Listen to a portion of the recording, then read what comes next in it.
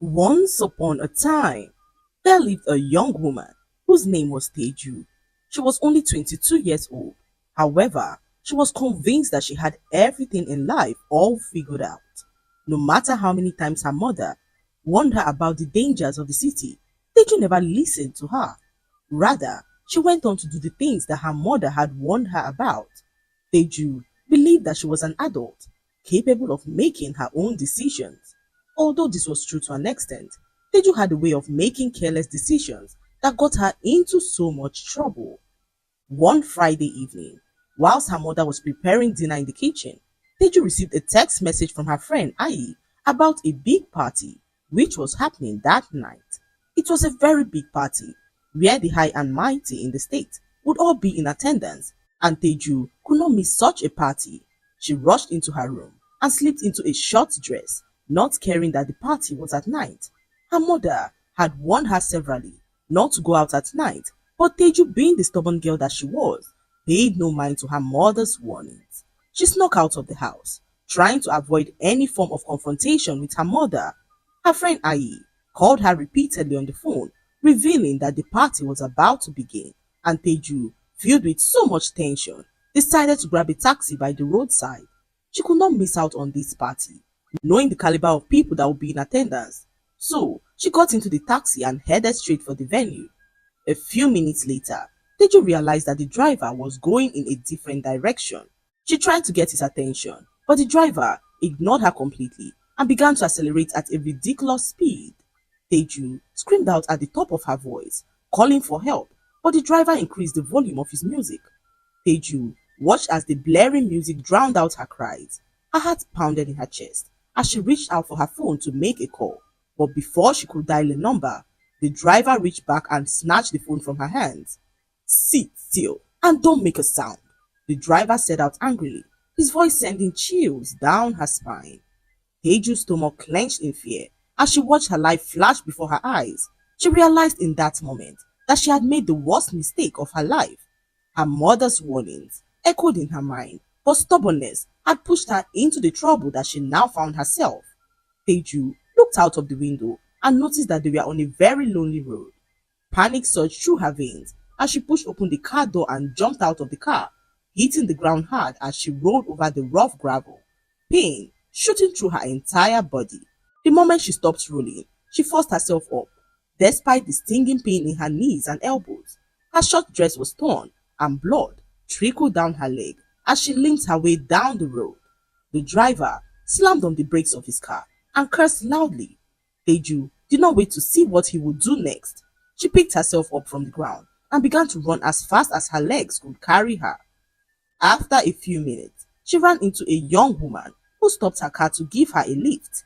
Her name was Damilola, the daughter of a very wealthy politician who was returning home from a meeting when she caught sight of Teju walking alone on the lonely road. "Where are you going to all alone?" she asked Teju, who narrated the entire story to her. Damilola was so bitter to hear what had happened. She rushed Teju to the hospital, seeing all the bruises that she had sustained from the fall.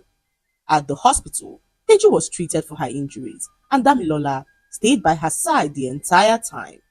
Teju was so grateful to Damilola for saving her life when she had no one else to turn to. From that moment on, they became best of friends. Damilola introduced Teju to her glamorous world of wealth and influence.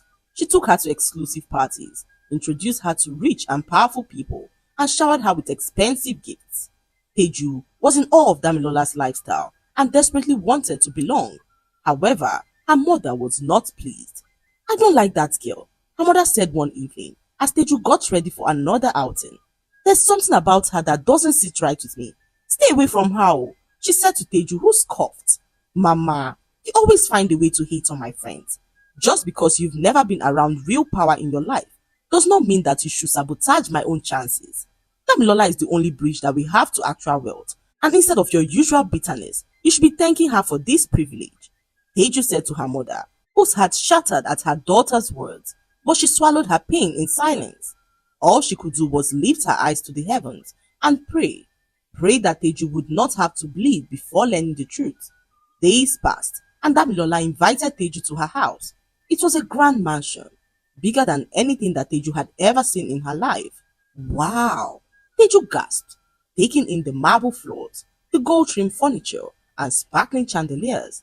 Your house is like a palace, she said to Damilola, who laughed and replied her, revealing that this was just one of their mansions. Teju could not believe her ears. She wanted this kind of life, a life filled with luxury and power, where she could afford whatever she so wanted. They arrived at Damilola's room, and Teju could not hold back her shock.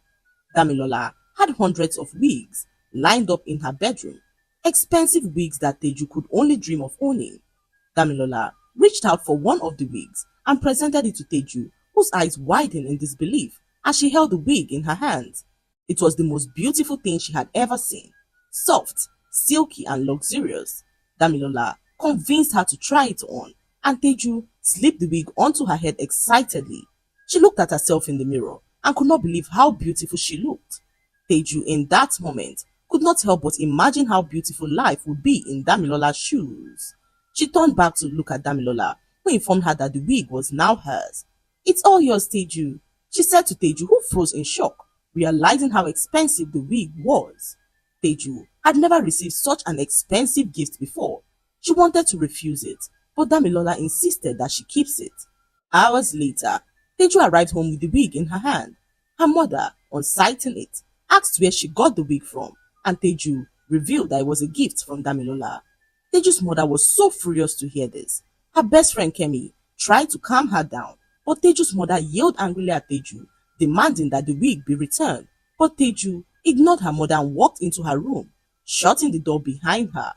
She could not understand why her mother hated Damilola so much, despite all the wonderful things that Damilola had done for her.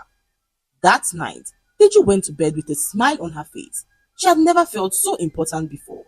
She carefully hung the wig in her room as she drifted off to sleep, thinking about the mansions and the life of luxury that she so desperately yearned. However, somewhere around 2 in the morning, Teju was awoken by a terrifying itch on her scalp. At first, she tried to ignore it, scratching lazily as she reached for her phone, but the itch became unbearable, like tiny needles, pricking her all over her head. She groaned aloud and sat up fully, scratching aggressively as she wondered what could be the cause of such a terrifying itch. Then she felt it, something squishy between her fingernails. Teju brought her hand down and looked. Lo and behold, maggots were stuck between her fingers, tiny white maggots, wriggling in and out of her scalp. Teju screamed out in terror. Her mother, who was already fast asleep, jumped out of bed and rushed to her room. What is it?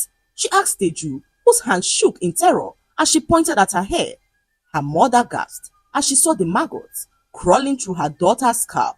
Blood of Jesus! She cried as she grabbed the scarf and tried to wipe the maggots away from her daughter's head. Teju could feel her world collapse before her eyes. The more they tried to get rid of the maggots, the more maggots oozed out of her scalp.